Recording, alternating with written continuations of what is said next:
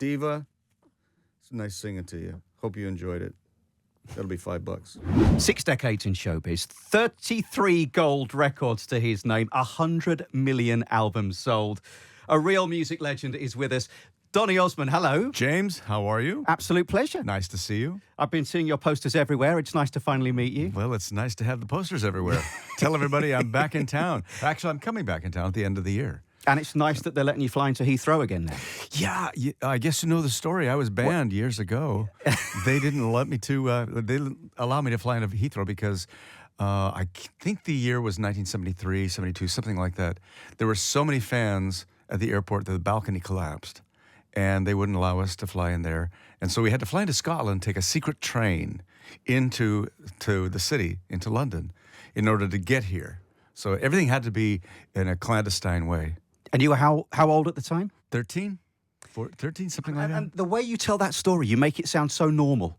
And yet, I could just imagine. Do you know what's weird, James? Do you know what's really weird to me? To me, it's another person. Really? I mean, I look at the posters and I look at all that stuff that we did back then. I look at some of the videos, the hysteria that went on. And yes, I remember it because it was me, but it's almost like a different person, a different persona. I can only imagine like being a 13-year-old and being 13 and just going to a country that you've never been to before would be exciting. Well, here's a story for you. I remember sitting in the Churchill Hotel, which we were banned from again. And I think I have to try this. Yeah. Apparently, in the elevators, you can still see my name scratched into the wood from the fans. But I was sitting in the room, and we were watching a program. My brother Alan and I were watching this. 3 people were on. It was the presenter. It was a child psychiatrist and a member of Scotland Yard. And they were debating or talking about whether Donny Osmond should be deported from the country because of what he's doing to our children. And I thought, well, I'm just singing my songs, and they want to deport me? It was an amazing moment. And Alan turned to me, he said, don't ever forget this. This is going to be a great memory for you. 13 years old. Yeah. Total hysteria. Yeah. And the great thing is, and all right, the fans have changed. The fans have gotten, they've gotten older, but even this time, I noticed they were tweeting pictures of you at Heathrow Airport arriving. I know. And there's constant updates as to where you are and what you're doing. Well, social media has changed. Absolutely. Can you imagine what I could have done with social media back in the puppy love days? Hello. Oh, I just have to... Hang on a minute. What? I've got something to share with you here. Okay. I have to show you these from the height of Osmond mania. There we go. Oh, my goodness. Look at that. Oh, my goodness. There's a magazine there that was very, very popular with teenage girls especially. There's a pull-out poster of you in the middle there. Yeah. So how old would you have been there, do you think? That was 13, 14, something like that. Yeah. Yeah. Wow. Again, that's somebody else to me. Is it really? Yeah. It's really strange. And, all right, if I could have told you then, that version of you, that you'd still be performing 50 years later, what would you have said? Well, I was hoping I'd be doing that, but you always, well, it was always a lifetime thing for you. I didn't know that it would be, well, obviously it's not as big as it used to be back in the 70s because the manias, we've all grown up a little bit. But what's interesting in my Vegas show, the demographics are kind of wide and varied because, yes, granted, predominantly it's the puppy love generation. But I see young kids there. Guys are now coming to my shows. And the little kids, they know me from things like Mulan. I'm Captain Shang in the Disney movie Mulan. And I was the first masked singer. I started that whole franchise. And winning Dancing with the Stars, or Strictly, as you call it over here. And Joseph and the Amazing Technicolor Dreamcoat. It's opened up such a broader demographic that, and of course with YouTube and everything, younger kids know who I am. And the parents or the moms are bringing their daughters to the show. It's really interesting what's going on right now. I think the UK fans actually, all right, there were a lot of screaming teenagers in the crowds, but they actually appreciated your music as well. It's interesting you should say that. I have a different image over here than I do in the States. In the States, I'm more of a presenter, television presenter, a personality, an entertainer, whereas here, predominantly, it's about the music. And granted, the Puppy Love and 12th of Never and all that stuff is when I was a little teenager.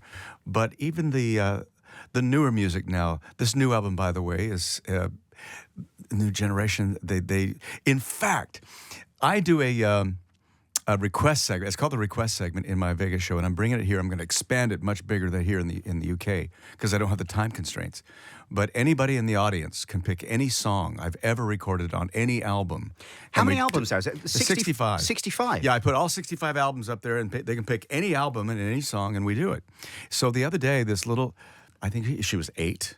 She was like about third row back, and she raised her hand and said, "Will you sing Life After Loneliness?" It's a song I wrote about Justin Bieber on the new album.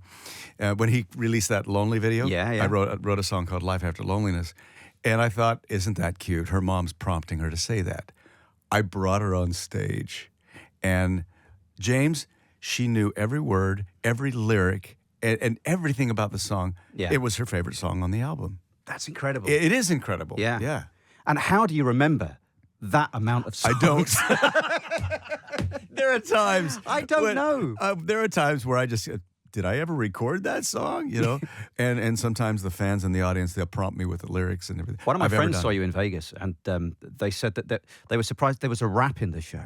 Oh, you heard about the rap? I heard about the rap. You want to hear a little bit of the I'd rap? love to hear a bit. It all began back in Utah. I was 4 years old. Started singing with my brothers, and the sound was like gold. So my folks took a leap and said, "What the hey? We got to get these monsters out to California." And it gets faster and faster. 10 minutes long. No way. 10 minutes. It gets Really? so fast, and everything I talk about, everything I'm saying, you see on the screen.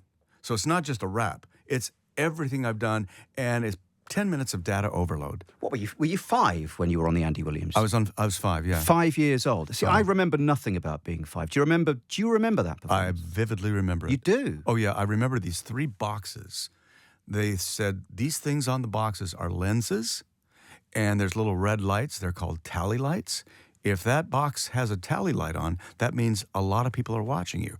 I didn't compute that. I'm 5 years old. Yeah. I see 200 people in the recordings in the television studio. I think that's all that's watching me, right? Until Andy went on Christmas tour right after that show aired. I didn't go on the tour, but the whole audience says, "Where's the Donny Kid? We want to see the Donny Kid." So I don't know how he did it, but he talked my mom into putting me on a plane from Salt Lake City to Chicago, and I made my debut. He introduces me. I come out on stage. The spotlights blind me. I have no idea how many thousands of people are in the audience, right? I finish my song. Thunderous applause. Flash bulbs, back then it was flash bulbs, scared me half to death. I ran off stage. and I vividly remember this. Andy was saying, "Donny, come on back here. All this applause is for you." And I thought to myself, you got to be kidding me. I got to do this the rest of my life. This is unbelievable. So I went up, took a bow, and the bug bit. And that's when it bit? That was the moment. And then you couldn't wait for the next one? Yeah, yeah. What was it like working with Andy? He was my hero. You know, he's the one that, and it still is to this day. In fact, in this new show, I wanted to sing Moon River as a tribute to him. Not just sing it, but I want to do a duet with him. So I found the highest resolution of him singing Moon River, and I sing a duet with him for this song. And I do a retro of my first appearance and a couple of appearances with Andy and myself. It is so sentimental. It must be quite emotional for you. So obviously, that was the guy responsible for starting your career, and there you are up on stage in front of singing to it every night. People. Every night. Yeah. I mean, I do it. Every night I sing this. Yeah. But every night it's pretty special because I look up at this screen and I'm singing with the man who gave me my break. That's incredible. Yeah. I mean, you were the. I'm not going to say you were the teen idol, and I just wonder. Oh, because, go ahead and say it. I don't mind it. No, but it's true. But I wonder, because you grew up in that world, whether you had any teen idols of your own. No, not really. No? No, because I was in it. David Cassidy was on the magazines, Sean Cassidy, you had Bobby Sherman, you had all these other, but I never really knew them because I was always on the road rehearsing and stuff like that. And eventually, I hope everybody takes this the right way, eventually that drove me crazy. Did it? Yeah. Because as popular as I was, as the teen idol on those magazines, when I grew up and everybody else did, they kind of left me as yesterday's dinner. I was old stuff. But they didn't realize in their mind, and it's human nature, I grew up too. Yeah. So they're 18, 19 years old, and what they liked at 13 is kid stuff. So it took me a long time to break out of that. And I think a lot of it had to do with everybody else was growing up, and eventually they wrapped their arms around the past and say, yes, I used to like it. It's okay. I grew up. But an interesting dynamic takes place, and it happens to me too, or happened to me too, is that, all that's for kids, until we all grow up and we realize, yeah, it's okay to look back. In fact, Puppy Love is the 4th song in the set list, and I treat it with respect. Mm-hmm. Because I used to get a cheap laugh, I would say, that part, someone help me, please. I would stop the band and said, all the guys are throwing up right now. And we'd start again. And it would get a laugh, a cheap laugh. But something happened to me, James, years and years ago when I started doing Soldier of Love, when trying to break into the new thing. And I didn't do Puppy Love in the set list because I wanted to get away from it. And the audience members, sing Puppy Love, sing Puppy. And it drove me crazy. So finally, in the middle of the show, I just stopped the band. I stopped the show and I said, you want Puppy Love? You got Puppy Love. And I turned around to the band off mic and I said, guys, give me a heavy metal version of Puppy Love. And the band said, yeah. I said, and I call it Puppy Love. And I'm screaming, falling on the stage, and everybody's kind of like, Merrill would have loved that. Exactly. But then what happened is after the show was over, I was walking out the stage door to get on the bus. This fan grabbed me, and she said, why did you make fun of Puppy Love? And in a very cocky way, I said, well, it's my song. I can do whatever I want to do with it. And then she said this, you may have had a hit with Puppy Love, but that song was a big part of my childhood memories, and you have no right to mess with my memories. Yeah. And she was right.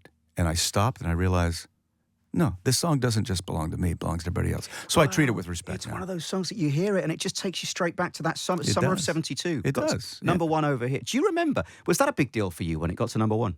Of course it was. You bet it was. But in the UK? Oh, absolutely. Yeah. When you get a number one record, it's kind of like, wow, this is awesome. And then later on in my life, I realized, well, it's a little bit harder to get a number one now, it was a little bit easier back then. I kind of took it for granted. Yeah. But we were having number ones right and left. And but then everything dried up. And I realized, okay, I got to restart. I got to reinvent.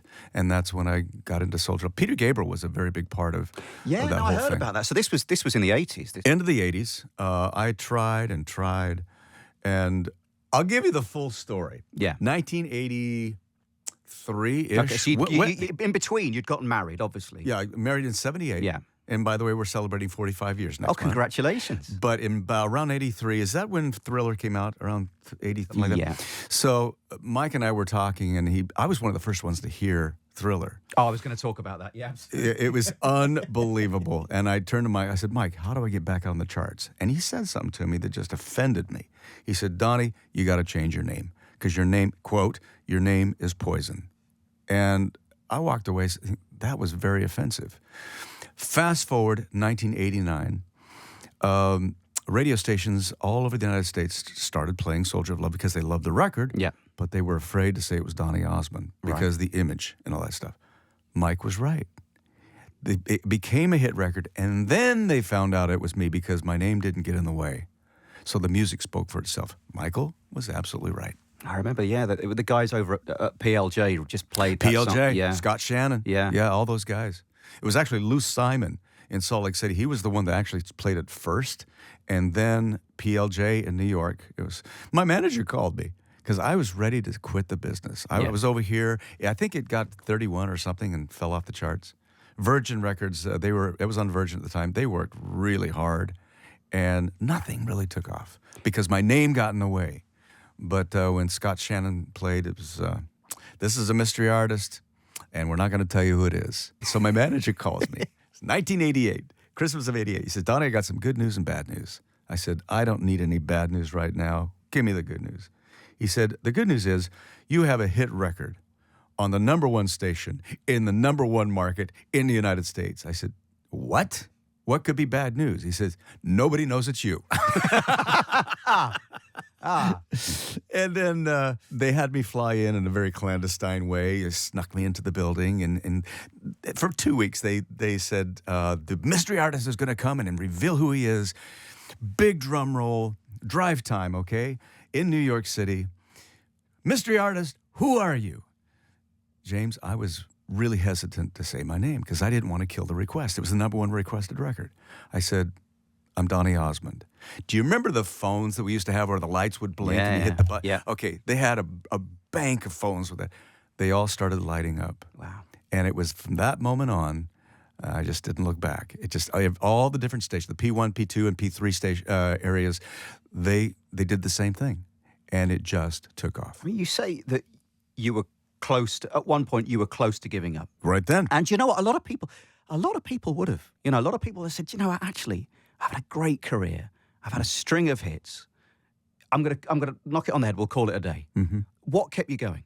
Well, my wife, #1, she says, I believe in you. And I had, don't take this the wrong way, this is not an egotistical statement, but I knew I had talent because I knew I could sing. I could sing it. In fact, James, I would record demos for people.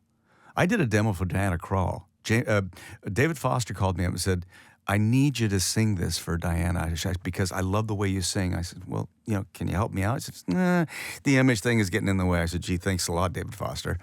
But I would do demos for people just to sing, just to get my name out there. And that's humbling after you're selling out arenas and all this stuff, and then you can't get a record deal overnight. And that really wreaks havoc on your personal psyche. But I still believed in myself. I said, something's got to work here. And you just it's a 4-letter word. It's called work. You just keep forging ahead with a lot of work. And every show I do, even in this tour, okay, I leave everything on stage. I love the request segment because I do everything, including the songs that I can't really stand. I did an album called Disco Train, okay?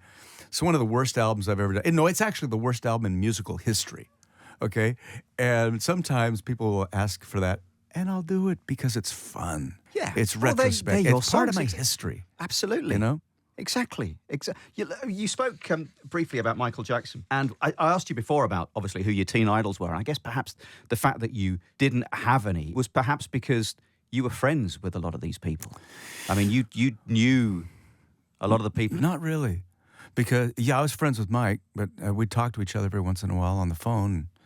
But I was always rehearsing. I was always touring. I was always working for the next show, the next record. I was always in the studio with my brothers. I never really did a lot of socializing with other celebrities. You'd think it'd be that way. Yeah. But, we'd run into each other as comrades, so to speak, as celebrities, as recording artists.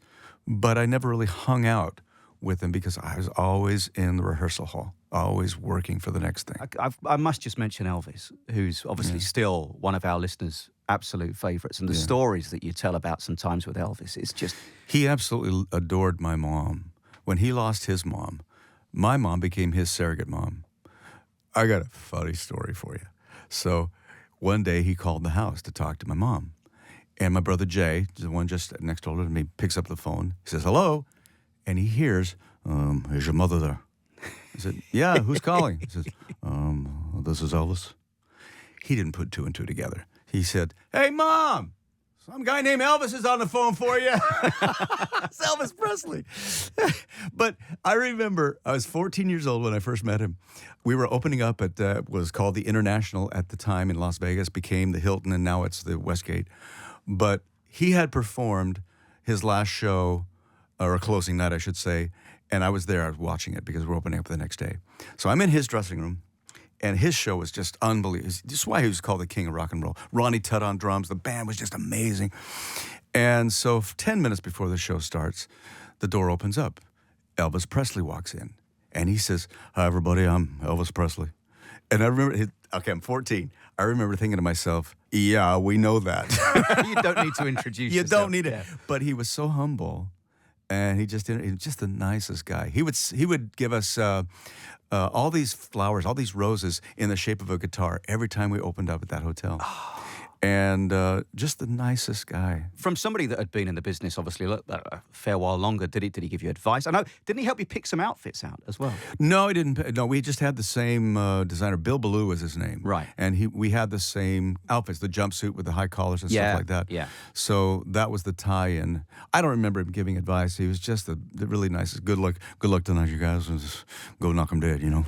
I love that. He used to call the house. Yes, he would call us.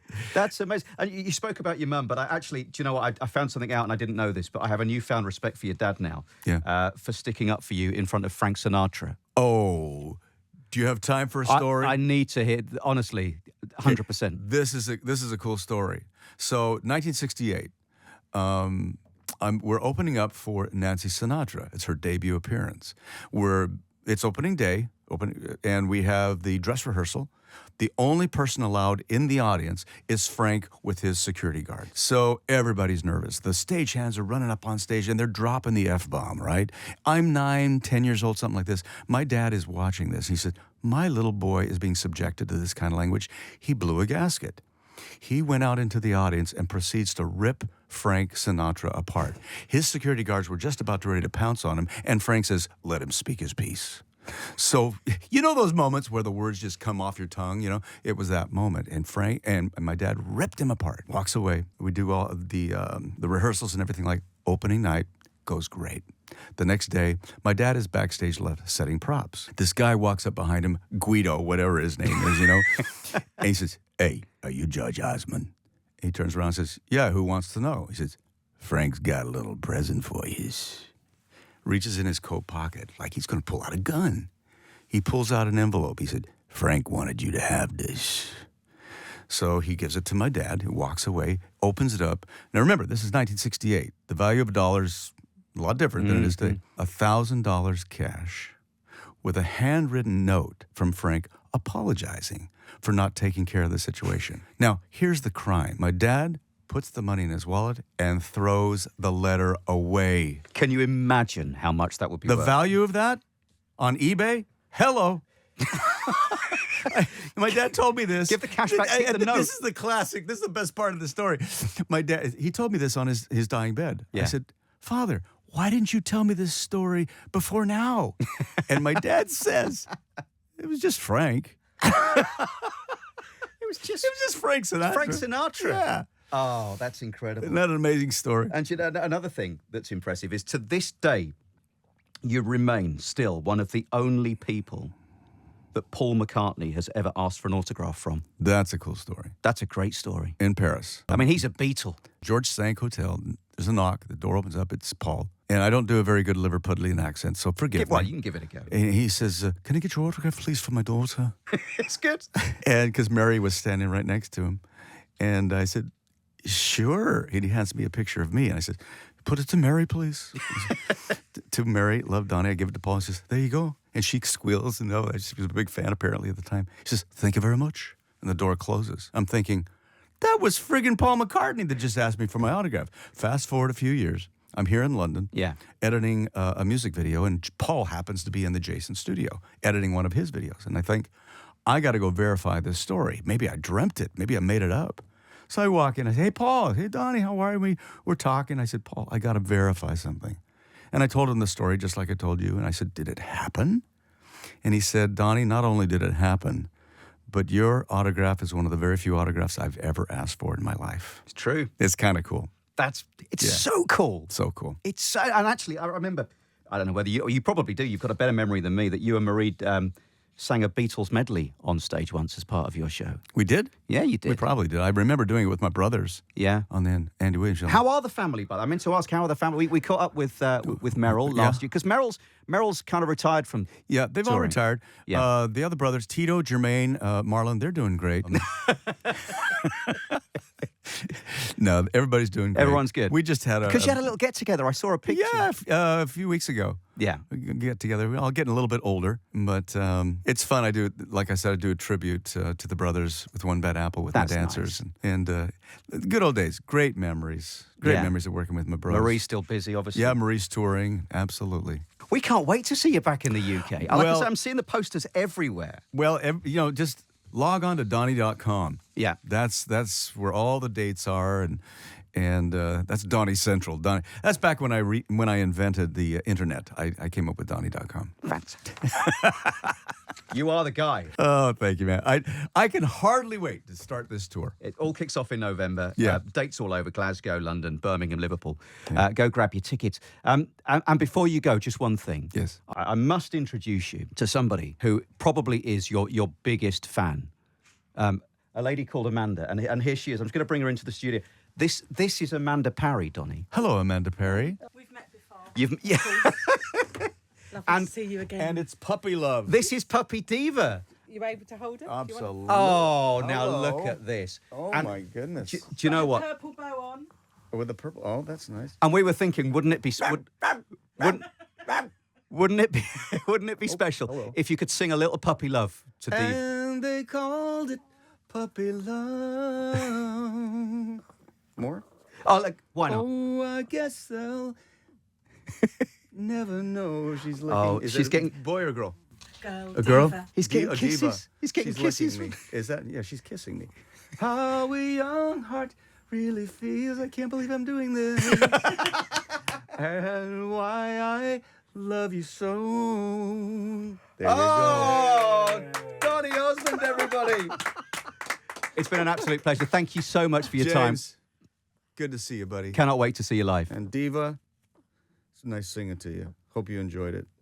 That'll be $5.